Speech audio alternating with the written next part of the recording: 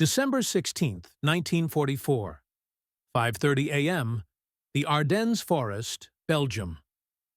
Snow falls in thick, silent curtains through the skeletal branches of pine and oak. The forest floor crunches underfoot, each step echoing like breaking glass in the pre-dawn darkness. Somewhere in the distance, a church bell tolls 6 times, its bronze voice carrying across frozen valleys, where American soldiers huddle in foxholes, their breath forming crystalline clouds in the bitter air. The temperature hovers at -10 degrees Fahrenheit. Ice forms on rifle barrels. Coffee freezes in metal cups before it can be consumed. In these moments, before hell breaks loose, before the largest battle in Western Front history erupts in thunderous violence, German soldiers crouch in their own positions just hundreds of yards away. They whisper to each other in hushed tones, their words carried away by the wind that cuts through wool uniforms like razors through silk. Die Amerikaner, they say with contempt. Soft, city boys who have never known real war. This was the prevailing belief that had taken root in the German military mind after years of Nazi propaganda and early war successes. American soldiers, they had been told, were pampered children of democracy, men raised on Hollywood movies and Coca-Cola, who had never experienced the forge of true combat that had shaped the Wehrmacht through years of conquest across Europe. They were supposedly shopkeepers and farmers playing at being warriors, led by generals who had learned warfare from textbooks rather than battlefields. But in less than an hour, when the first shells begin screaming overhead and the forest erupts in orange flame and black smoke, this carefully constructed mythology will begin to crumble like frost touched by morning sun. The German High Command had planned this moment with meticulous precision. Operation Wacht am Rhein, later known to history as the Battle of the Bulge, represented Hitler's last desperate gambit to split the Allied forces and negotiate a separate peace with the Western powers. The plan called for 3 German armies to punch through what intelligence reports described as a lightly defended American sector, race to the port of Antwerp, and encircle 4 Allied armies in a massive cauldron of destruction. The soldiers chosen for this mission were not the green recruits and old men who had increasingly filled German ranks as the war ground on. These were carefully selected veterans, many transferred from the Eastern Front, where they had learned to fight in conditions that would break lesser men. The 1st SS Panzer Division Leibstandarte Adolf Hitler, the 12th SS Panzer Division Hitlerjugend, the 2nd Panzer Division, names that carried weight in the German military hierarchy, units that had carved bloody swaths across Poland, France, and Russia. Their commanders had fed them a steady diet of intelligence reports that painted American forces as fundamentally inferior fighting men. Unlike the fanatical Soviets who fought with the desperation of men defending their homeland, or the seasoned British who had been bloodied in years of desert warfare, the Americans were portrayed as reluctant warriors who longed only to return to their comfortable lives across the Atlantic. This perception was not entirely without foundation in early encounters. When American forces first landed in North Africa in 1942, they had indeed suffered embarrassing defeats at places like Kasserine Pass, where Erwin Rommel's Africa Corps had sent green American troops reeling backward in confusion and panic. German veterans still spoke with satisfaction about watching American soldiers abandon equipment worth millions of dollars as they fled in disorder through the Tunisian hills. But that was 2.5 years ago. The men who now waited in the Ardennes snow were not the same soldiers who had stumbled through their first taste of combat in the North African desert. They were the survivors of Sicily and Salerno, Normandy and Saint-Vith, men who had been tempered in the furnace of continuous combat, and emerged as something harder than their enemies had anticipated. The snow continues to fall as dawn approaches, each flake adding another layer to the white blanket that will soon be stained red with blood from both armies. In the American positions, soldiers of the 106th Infantry Division, the Golden Lions, make final preparations for what many assume will be another quiet day in what they have dubbed the Ghost Front. Most of these men have been in combat for less than a week, having arrived from training camps in the American Midwest just days before. Their equipment still bears the factory sheen of American industrial might. M1 Garand rifles manufactured in Springfield, Massachusetts. Ammunition produced in plants stretching from Connecticut to California. Wool uniforms woven in mills that had once produced civilian clothing. But scattered among these newcomers are veterans of other campaigns. Men whose eyes hold the 1,000-yard stare of soldiers who have seen too much. They carry themselves differently, these combat-hardened sergeants and corporals, moving with the economical grace of predators who have learned that wasted motion can mean death. Their weapons show the wear of constant use and meticulous care. Their uniforms bear the patches and repairs that speak of months in the field. These men know what is coming, even if they cannot predict its exact timing. At 5:30 a.m. precisely, the German artillery opens fire. The forest explodes in a symphony of destruction that can be heard 20 miles away. Shells scream overhead with the sound of express trains racing through tunnels before detonating in massive bursts of flame that turn night into day and day into nightmare. Trees that have stood for centuries disintegrate in seconds, their trunks splintered into lethal projectiles that scythe through American positions like invisible scythes. This is the moment German commanders have chosen to test their theories about American fighting quality. As the barrage lifts and shifts to targets deeper behind the lines, 3 German armies surge forward through the smoking ruins of the forest. Nearly 250,000 men advance through the snow, supported by 1,400 tanks and assault guns, their battle cry echoing off the hills. Gott mit uns, God with us. The first German soldiers to encounter American defenders expect to find men cowering in their foxholes, ready to surrender at the first sight of the Waffen-SS runes on their uniforms. Instead, they discover something that their intelligence reports had failed to predict: Americans who fight back with a ferocity that matches their own. Private First Class Richard Cowan of the 106th Infantry Division becomes one of the first to shatter German preconceptions about American fighting spirit. When his company is overrun near the village of Krinelt, Cowan remains at his machine gun position even as German infantry swarms around him. For 4 hours, he holds his ground alone, firing burst after burst from his water-cooled Browning until the barrel glows red-hot and steam rises from the cooling jacket like smoke from a locomotive. German soldiers later find his body slumped over his weapon, surrounded by more than 50 empty ammunition belts and an estimated 200 German casualties. His hands are frozen to the gun's handles, his fingers still on the trigger.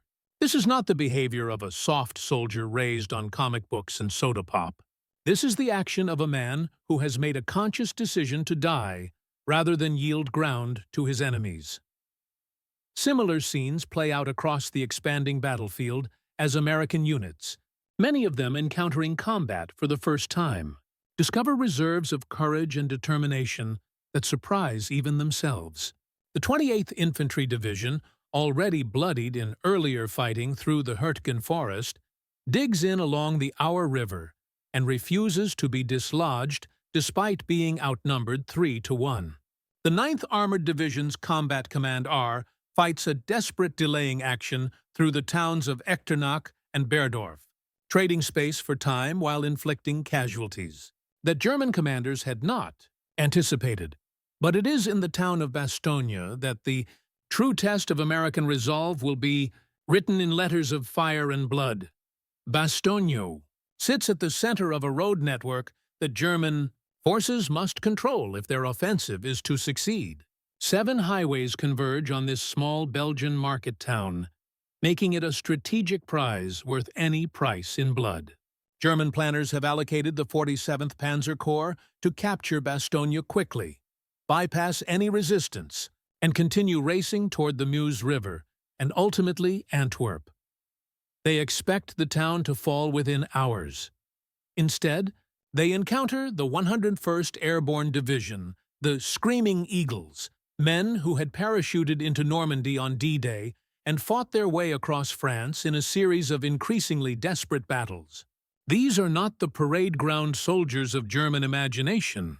These are paratroopers who have learned to fight without heavy equipment, to hold ground against impossible odds, to turn every building and every street corner into a fortress. The German encirclement of Bastogne begins on December 20th, as panzer units sweep around the town like the closing jaws of a steel trap. But instead of crushing the American defenders, they discover that they have cornered something far more dangerous than they anticipated. American soldiers with their backs to the wall, and nothing left to lose except their lives.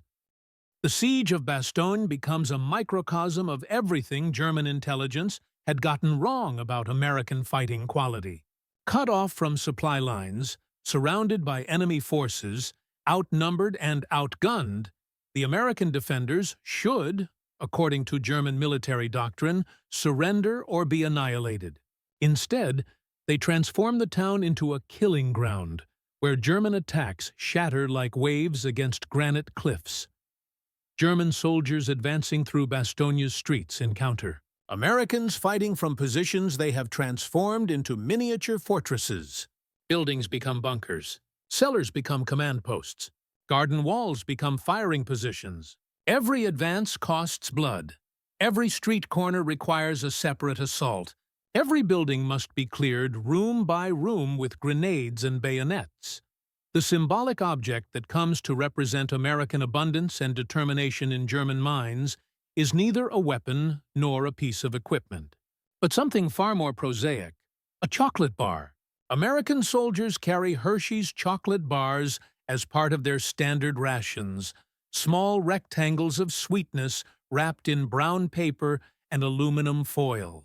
To German troops, many of whom have not tasted real chocolate in years due to wartime rationing, these bars represent everything they have been told about American excess and softness. But when German soldiers strip chocolate bars from the bodies of dead Americans, they discover something unexpected. The chocolate is often mixed with blood, carried in pockets that also contain extra ammunition, spare rifle parts, first aid supplies. These are not the belongings of soldiers who expected an easy war. These are the possessions of men who came prepared to fight and die for something they believed in. One German sergeant later writes in his diary, "We thought they would break when they saw us coming. Instead, they give us their chocolate bars wrapped in gunpowder and grenades. What kind of people are these Americans?" The question haunts German commanders as their offensive stalls in the snow-covered hills around Bastogne. Every house in the town becomes a fortress. Every foxhole outside the perimeter becomes a sniper's nest. American artillery, guided by forward observers who refuse to abandon their positions even when surrounded, brings down devastating barrages on German assembly areas with mechanical precision that speaks of superior training and equipment. But it is in the hand-to-hand fighting that German soldiers encounter the most profound challenge to their preconceptions about American fighting quality. When ammunition runs low and positions are overrun, when the sophisticated machinery of modern warfare breaks down into its most primitive components, American soldiers prove themselves every bit as savage and determined as their German opponents. Sergeant William Widener of the 502nd Parachute Infantry Regiment becomes a legend among both armies during the fighting for Hill 510, a strategic height overlooking Bastogne's southern approaches. When German paratroopers assault his position in the pre-dawn darkness of December 23rd, Widener's squad is outnumbered 4-1. His radio is destroyed by shell fire. His automatic rifle jams after the first magazine. But instead of withdrawing or surrendering, Widener grabs an entrenching tool, a small shovel designed for digging foxholes, and wades into the attacking Germans like an avenging angel. The fighting that follows defies everything German soldiers have been taught about American softness and unwillingness to engage in close combat. Widener uses his entrenching tool like a medieval battle axe, its sharp blade cleaving through helmet and skull with mechanical efficiency. When the tool's handle breaks, he continues fighting with a trench knife. Then with his bare hands, grappling with German paratroopers in the mud and snow until only he remains standing among the bodies. German survivors of the assault later report that they had never encountered anything like the ferocity displayed by American soldiers when cornered. They fight like wild animals, one prisoner tells his interrogators. Worse than the Russians. At least the Russians fight for their homeland. These Americans fight for an idea we cannot understand. The idea they cannot understand is democracy itself, the revolutionary concept that ordinary citizens can be transformed into extraordinary soldiers when they fight for principles they believe in rather than orders they must obey. German military doctrine, built on centuries of Prussian tradition, emphasizing discipline and obedience to authority, struggles to comprehend an army where sergeants question colonels, where private soldiers make tactical decisions, where initiative is encouraged rather than punished. American military training, influenced by democratic principles and frontier traditions, produces soldiers capable of independent action and creative problem-solving. When communications break down, American units continue fighting according to mission-type orders that emphasize objectives rather than methods. When commanders are killed, sergeants and corporals step up to take command without waiting for formal authorization. When standard tactics fail, American soldiers improvise new solutions with the same innovative spirit that built their nation's industrial base. This adaptability becomes evident as the battle for Bastogne continues through Christmas week. German forces, following carefully prepared plans that assume enemy collapse, find themselves unable to adjust when their assumptions prove false. American defenders, facing situations no training manual could have prepared them for, invent new ways to fight on the spot. Lieutenant Colonel Crichton Abrams, destined to become one of America's greatest generals, demonstrates this improvisational genius when his tank battalion breaks through German encirclement on December 26th to relieve Bastogne. Instead of following conventional armor tactics that call for massed frontal assaults, Abrams spreads his Shermans into small groups that attack from multiple directions simultaneously, creating confusion and panic among German defenders who cannot determine where the main effort is concentrated. The breakthrough comes at a terrible cost. American casualties mount into the thousands as the battle expands beyond Bastogne to encompass an entire region of Belgium and Luxembourg. But, with each passing day, German commanders realize they are fighting an enemy fundamentally different from the one their intelligence reports had described. These Americans do not break when surrounded. They do not surrender when outnumbered. They do not abandon their positions when faced with superior firepower. Instead, they dig deeper, fight harder, and find ways to turn disadvantages into advantages through the application of industrial resources and democratic initiative that German forces cannot match. The turning point comes on December 23rd, when clearing weather allows American aircraft to return to the skies over the Ardennes. The sight that greets German soldiers is both beautiful and terrifying. Hundreds of silver aircraft painting contrails across the blue winter sky, their bomb bays opening like mechanical flowers to rain destruction on German positions below. This is American industrial might made manifest. These are not hastily converted civilian aircraft or obsolete pre-war designs pressed into service. These are purpose-built instruments of war. B-26 Marauders, P-47 Thunderbolts, P-51 Mustangs rolling off assembly lines in quantities that German industry cannot begin to match. The pilots flying them are not desperate volunteers or impressed conscripts, but carefully trained professionals who have learned their trade in flying schools that turn out airmen by the thousands, not German soldiers who have spent years fighting under conditions of enemy air, Superiority now experienced something new: absolute helplessness in the face of overwhelming technological superiority. American fighter bombers hunt German vehicles like hawks, pursuing field mice, their rockets and machine guns turning highways into graveyards of burning steel. German supply columns, already stretched to the breaking point by fuel shortages and transportation difficulties, disintegrate under attacks that come with clockwork regularity. But even more demoralizing than the air attacks is what they represent: an enemy whose industrial base remains not only intact, but actually growing stronger as the war continues. While German factories crumble under Allied bombing and critical materials become increasingly scarce, American production continues expanding at rates that seem almost supernatural to European observers. The chocolate bars German soldiers strip from American dead bear witness to this industrial miracle. Manufactured in plants that German bombers cannot reach, shipped across an ocean German submarines can no longer effectively patrol, distributed through supply lines that seem to function with mechanical precision despite the chaos of combat. These small luxuries represent an economy capable of fighting a global war, while simultaneously improving civilian living standards. This realization slowly penetrates German consciousness.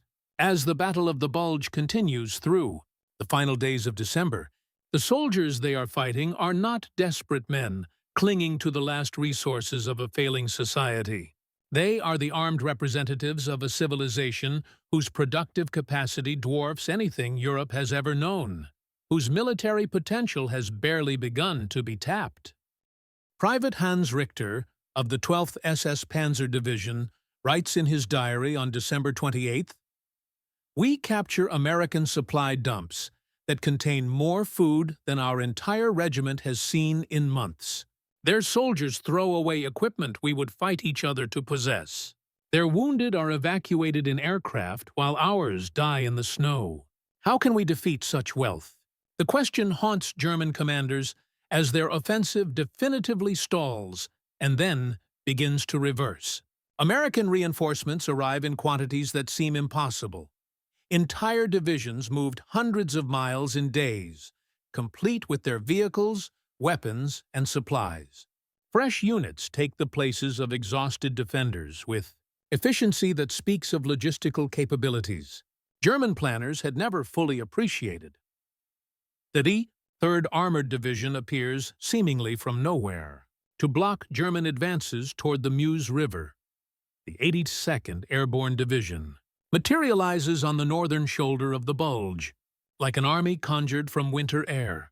The 6th Armored Division races across snow-covered roads to link up with the Bastogne defenders, its tanks decorated with stars that seem to multiply like celestial bodies in the Belgian sky. But it is not just the quantity of American reinforcements that impresses German observers. It is their quality.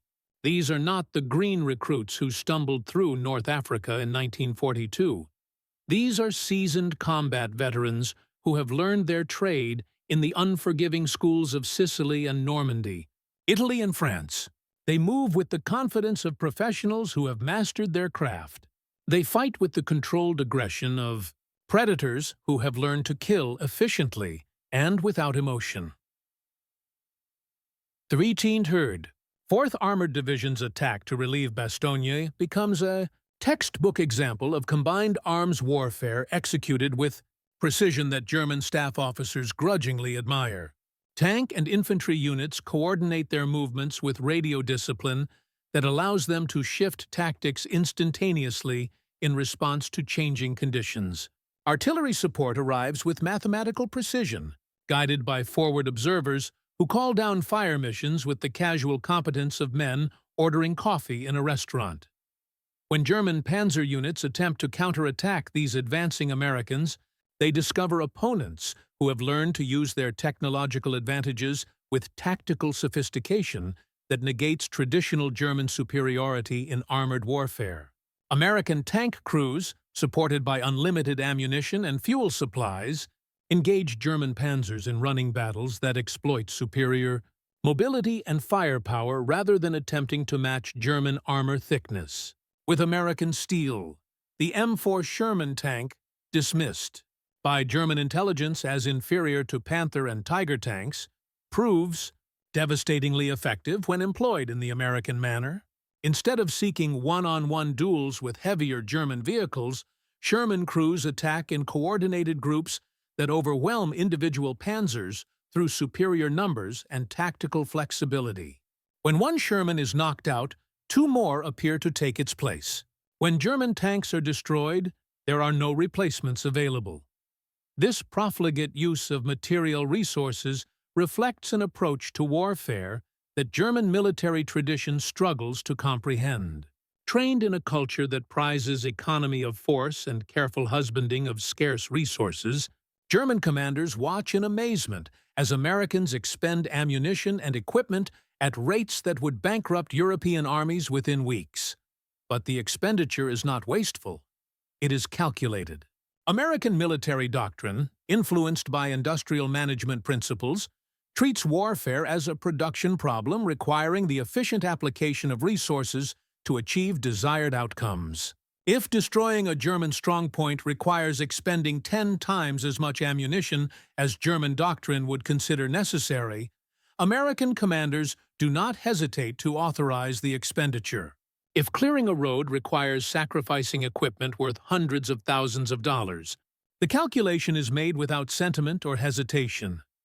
This industrial approach to warfare becomes most evident in the American response to German desperation tactics. When Hitler orders his commanders to execute American prisoners in violation of international law, American forces retaliate not with similar atrocities, but with increased production of propaganda materials exposing German war crimes. When German forces begin using captured American uniforms to infiltrate Allied lines, American security procedures are quickly modified to counter the threat without disrupting the flow of supplies and reinforcements. Every German tactical innovation is met with an American systemic response that demonstrates the depth of resources available to Allied commanders. When German aircraft attempt night bombing attacks on American supply lines, new radar systems appear within days to guide interceptor aircraft.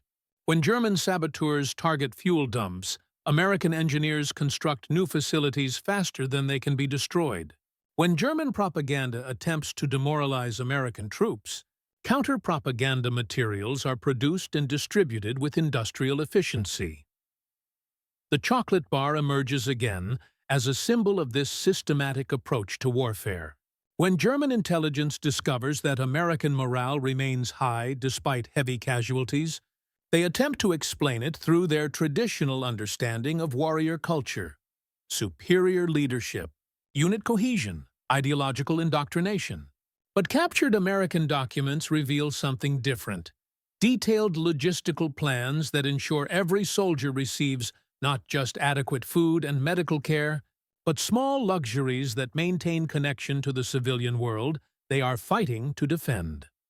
The Hershey's chocolate bar is not just a ration item, it is a promise.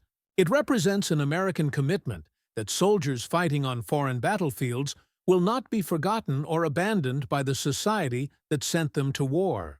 Unlike German forces, who increasingly fight with the knowledge that defeat means the destruction of their homeland, American soldiers fight with the confidence that victory will allow them to return to a country made stronger and more prosperous by the war effort. This psychological advantage proves as important as any material superiority. German soldiers, reading letters from home that describe increasing hardship and privation, gradually lose faith in the cause they are fighting for. American soldiers, receiving care packages filled with items unavailable in Europe for years, maintain morale even under the most difficult conditions. The contrast becomes starkest during the final phase of the Battle of the Bulge, as German forces begin their inevitable retreat toward the Rhine River. American pursuit units encounter German positions abandoned so hastily that personal belongings remain scattered in the snow. Photographs of wives and children, letters from home, small treasures hoarded against an uncertain future. But they also find something more significant: abandoned weapons and equipment that German forces can know longer afford to lose. The German army that began the Ardennes offensive with carefully hoarded reserves of men and materiel ends it as a shadow of its former strength. Irreplaceable tanks lie burned out along Belgian highways. Veteran units that had survived years of combat are reduced to company strength. Most critically, the Luftwaffe's fuel reserves, accumulated over months of careful rationing, are exhausted in a few weeks of intensive operations that failed to achieve decisive results. American forces, meanwhile, emerge from the battle stronger than when it began. Losses in men and equipment are quickly replaced from training centers and factories that continue expanding production. New weapons systems arrive at the front faster than damaged equipment can be repaired. Most importantly, American soldiers who survived the Battle of the Bulge carry with them the knowledge that they have met the best the German army could offer and prevailed through superior training, equipment, and national will. The hand-to-hand fighting that characterized the most desperate moments of the battle becomes legendary among both armies, but for different reasons. German soldiers remember it as proof that American softness had been a dangerous illusion, that beneath the surface of democratic casualness lay reserves of violence and determination that matched their own. American soldiers remember it as confirmation that their training and equipment, their society and their cause could sustain them through the ultimate test of modern warfare. Staff Sergeant Curtis Pugh of the 327th Glider Infantry Regiment embodies this transformation. A farmer from Iowa before the war, Pugh had never traveled more than 50 miles from his hometown before military service took him to training camps in the American South, and then across the Atlantic to European battlefields. When his unit is surrounded near Bastogne on Christmas Eve, Pugh finds himself in command of a mixed group of soldiers from a dozen different states, men who speak with accents he had only heard in movies.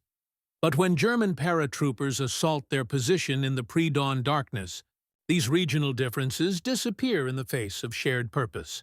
Pugh fights alongside a steelworker from Pittsburgh, a logger from Oregon, a shopkeeper from Georgia, using weapons manufactured in factories they will never see, supported by artillery crews from states they have never visited, protected by aircraft piloted by men they will never meet.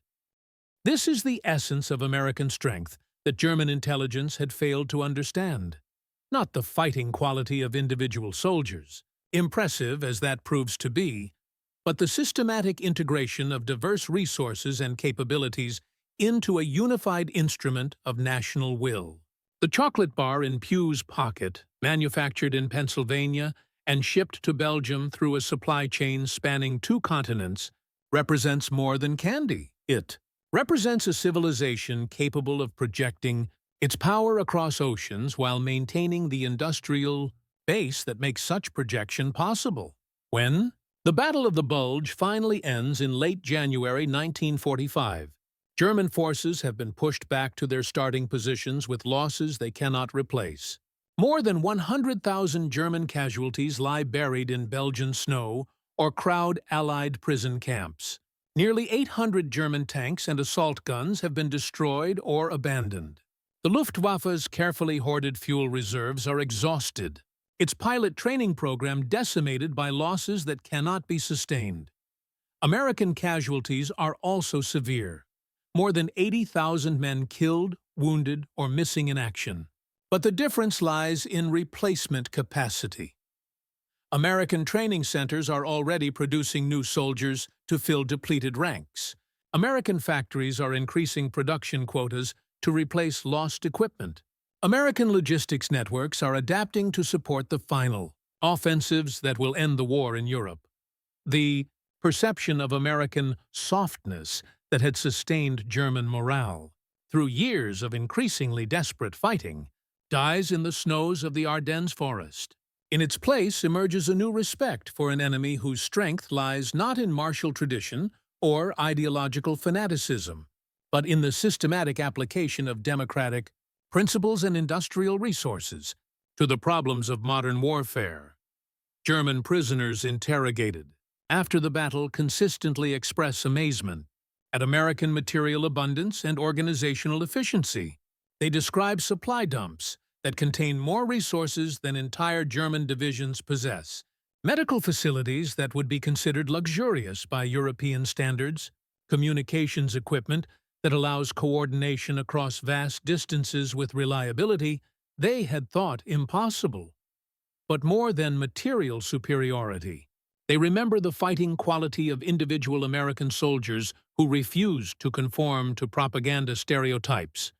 They fight like us, one captured SS officer admits, but they fight for something we cannot understand.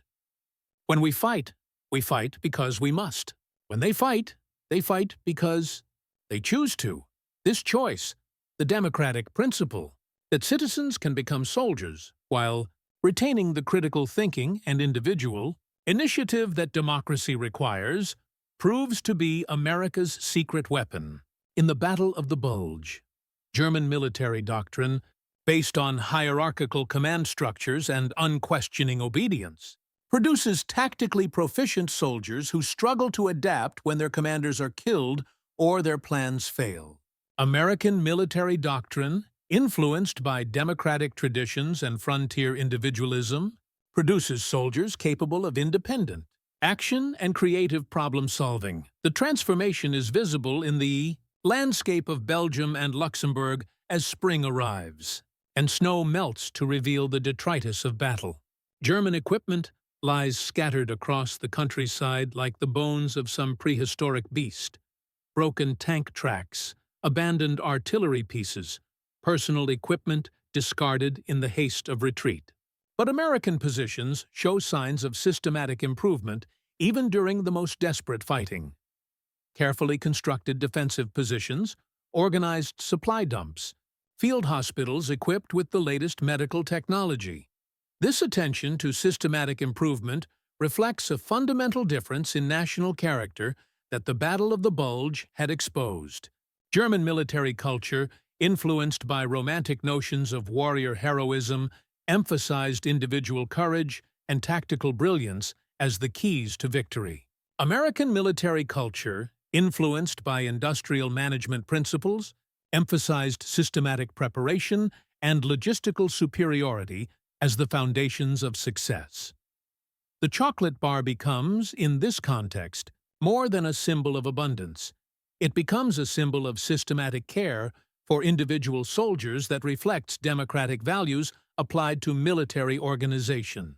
While German soldiers fight with the knowledge that they are expendable resources in service of an abstract state, American soldiers fight with the knowledge that they are valued, citizens whose welfare matters to the society that sent them to war. This philosophical difference manifests itself in countless practical ways throughout the Battle of the Bulge. American wounded are evacuated by dedicated medical personnel using specialized equipment and procedures that reflect enormous investment in soldier welfare. German wounded are often left to die where they fall because resources cannot be spared for non-combat functions. American soldiers receive mail delivery even during the most intense fighting, maintaining psychological connection to the home front.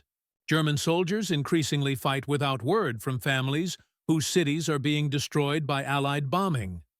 The cumulative effect of these differences is psychological as much as material. American soldiers fight with confidence that victory will allow them to return to a society made stronger by the war effort. German soldiers fight with growing desperation, as they realize that defeat means not just military failure, but civilizational collapse. This realization slowly penetrates German consciousness during the final weeks of the Battle of the Bulge. Intercepted radio communications reveal increasing pessimism among German commanders who had begun the offensive confident of achieving strategic surprise and tactical success. Prisoners captured during the retreat speak openly of their belief that Germany cannot win a prolonged war against American industrial might. But perhaps most significantly, the Battle of the Bulge demonstrates to German military leaders that their fundamental assumptions about American society had been catastrophically wrong. The soldiers they encounter in Belgian forests are not the soft products of democratic decadence they had been taught to expect.